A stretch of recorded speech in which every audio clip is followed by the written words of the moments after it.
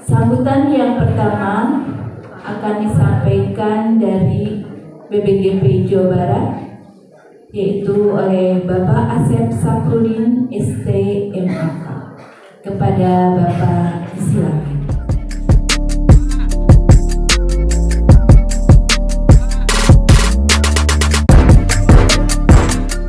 Bismillahirrahmanirrahim. Assalamualaikum warahmatullahi wabarakatuh. Sampurasun. Alhamdulillahirabbil alamin. Wassalatu wassalamu ala asyrofil anbiya'i wal mursalin wa ala alihi washabbihi ajmain.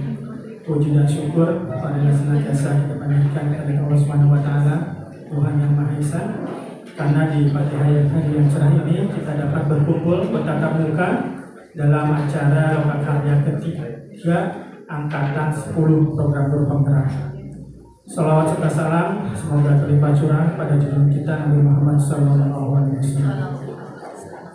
Yang kami hormati Kepala Dinas Pendidikan Kabupaten Ciamis, Bapak Dr. Erwan Darmawan, SSTP MSI, beserta jajarannya.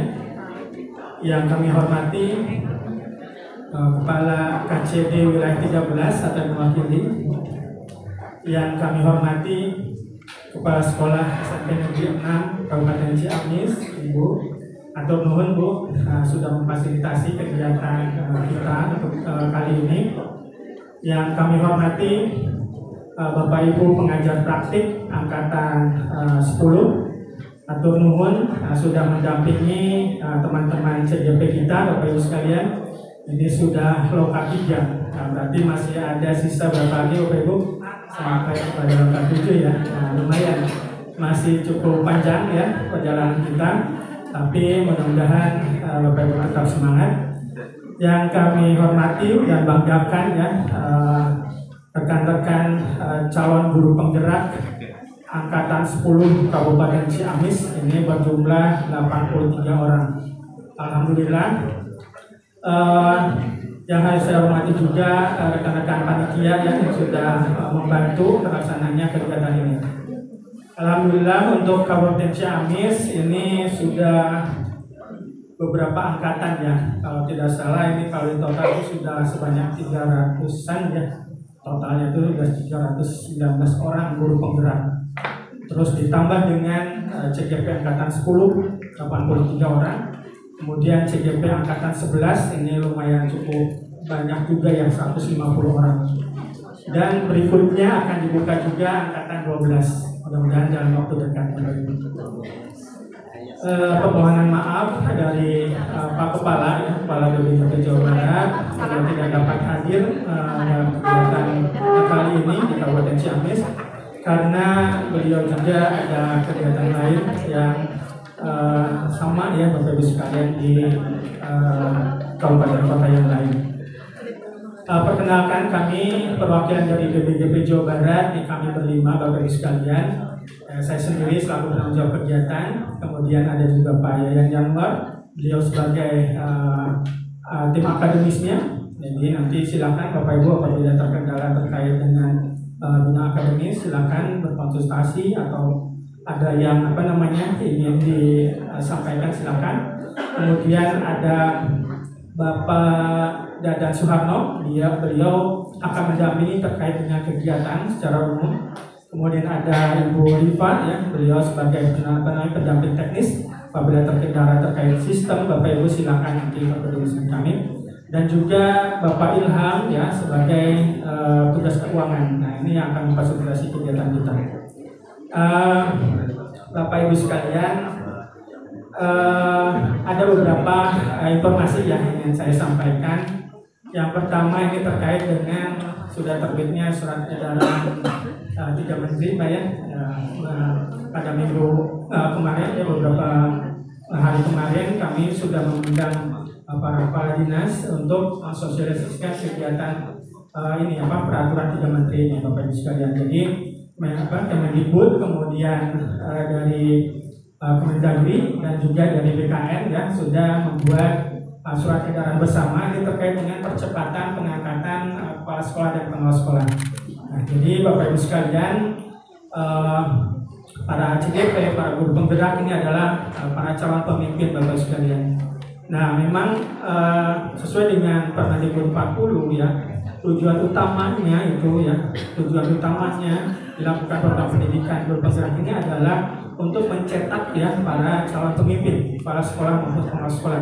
Nah, karena nanti yang jadi salah satu syarat untuk diangkatnya sebagai kepala sekolah dan pengelola sekolah itu adalah memiliki sertifikat guru penggerak. Tentunya tidak hanya sertifikat guru penggerak, tapi juga ada persyaratan lain. Ini adalah menjadi kewenangan dari Dinas Pendidikan. Nah, terkait dengan surat edaran ini Bapak Ibu sekalian, pemerintah yang mendorong ya untuk mempercepat ya terkait dengan pengangkatan kepala sekolah dan pengelola sekolah ini. Karena memang daerah banyak terkendala ya terkait dengan kekurangan kepala sekolah maupun pengelola sekolah. Nah, tetapi memang terdapat beberapa permasalahan ya, terdapat beberapa kendala memang yang dihadapi oleh daerah ya terkait dengan pengangkatan ini. Yang pertama ini terkait dengan kurangnya kuota ya. Nah, sementara kami dari pusat itu memang mengandalkan data yang ada di Dapodik. Jadi silakan ya Bapak Ibu di daerah mengupdate di Dapodiknya itu terkait dengan data kepala sekolah, pengawas sekolah, kemudian yang usulkannya berapa. Ini mohon untuk diupdate karena kalau tidak diupdate, nah kami melihatnya dari data itu.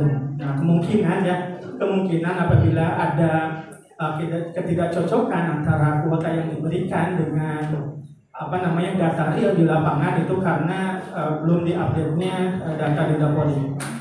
Kemudian Bapak Ibu, yang kedua ini terkait dengan digunakannya sistem untuk pengajuan kepala sekolah dan pengawas sekolah. Jadi sekarang proses pengajuan itu sudah menggunakan aplikasi atau sistem yang sudah disiapkan oleh pusat. Mudah-mudahan dengan adanya sistem itu bisa lebih mempercepat proses. Ya, mungkin di awal untuk proses pengajuan itu bisa memakan waktu beberapa bulan ya. Tapi dengan menggunakan aplikasi ini harapannya hanya ya mungkin beberapa minggu saja sudah bisa langsung terbit SK-nya. Ya, harapannya seperti itu. Kemudian berikutnya Bapak Ibu sekalian, ini terkait dengan permasalahan dari batas usia ya. Jadi daerah ya mungkin Dinas Pendidikan ini mempunyai calon-calon yang ingin diusulkan ya untuk diangkat sebagai kepala sekolah atau pengawas sekolah, tapi terkendala di batas usia ya. Memang untuk yang batas usia yang awal itu berapa sekarang? Ini untuk batas usia diangkat menjadi CGP 40-an ya. Nah, itu sekarang Bapak Ibu sekalian kemungkinan ya di angkatan berikutnya akan ada revisi atau perbaikan terkait dengan batas usia mengikuti program guru penggerak. Ya, minimal usia itu nanti batas usia pensiun itu dikurangi dari masa pengabdian ya, kemudian dikurangi juga dengan masa pendidikan kan 6 bulan ya. Kemudian nanti ada pengabdian. Jangan sampai nanti beliau bisa masuk program guru penggerak, tapi selesai guru penggerak langsung pensiun. Jadi nggak sempat mengabdikan diri. Nah, nanti akan ditinjau ulang berapa batasannya itu seperti itu Bapak Ibu sekalian. Kemudian ini terkait dengan tidak sesuai ekspektasi ya. Jadi ada yang di beberapa daerah, mudah-mudahan di Kabupaten Ciamis ini tidak ada. Jadi tidak sesuai ekspektasi guru penggerak yang sudah lulus itu ya, tidak sesuai dengan ekspektasi baik di sekolah maupun oleh dinas. Harapannya dari pihak sekolah itu juga kan sesuai dengan harapan. Tapi banyak ya, mungkin ini hanya kasus beberapa saja, ada yang CGP yang memang dipersyaratkan ada rekomendasi kepala sekolah, tapi ada yang tidak minta izin dulu gitu kepala sekolah. Dia langsung ikut seleksi, nah ternyata pas dicek suratnya itu ditandatangan sendiri gitu, tidak mendapatkan izin. Ada Bapak Ibu sekalian. Makanya apabila ketemu seperti itu, itu langsung di blacklist ya. Nah, kemudian juga tidak sesuai ekspektasi dinas ya. Banyak sekali guru penggerak ya. Setelah menjadi guru penggerak itu jadi nggak pernah ada di sekolah. Ya. Jadi banyaknya itu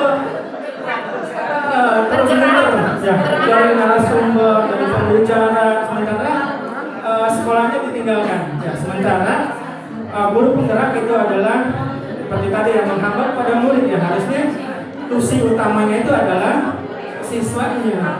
Bahkan Bapak Ibu sekalian ada guru penggerak karena dia sudah menjadi narasumber nasional sering dipanggil, beliau mencoba untuk mengusulkan mundur ya dari guru.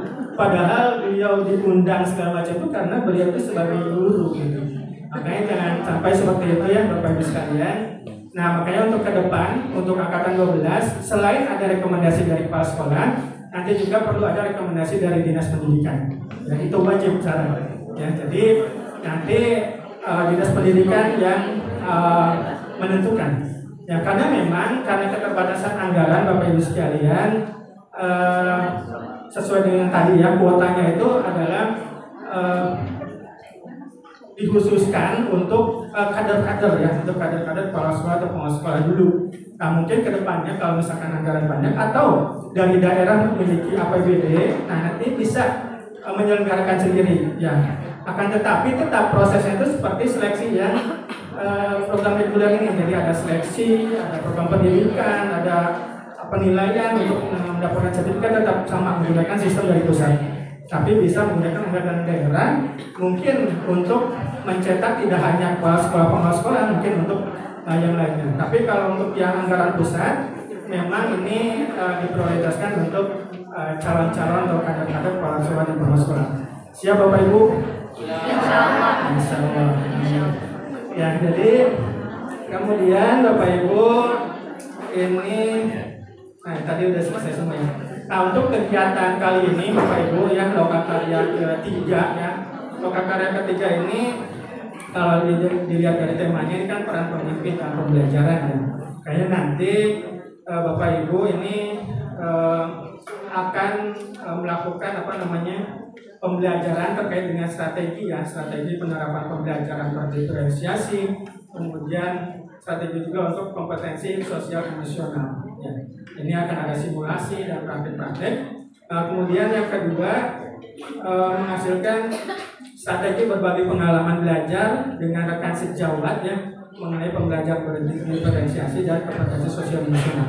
Nah nanti Bapak Ibu akan didampingi oleh para pengajar praktiknya. Silakan nanti berdiskusi, kemudian berbagi praktik baik yang sudah diimplementasikan di sekolah masing-masing. Mudah-mudahan nanti kita dapat melaksanakan kegiatan ini dengan lancar.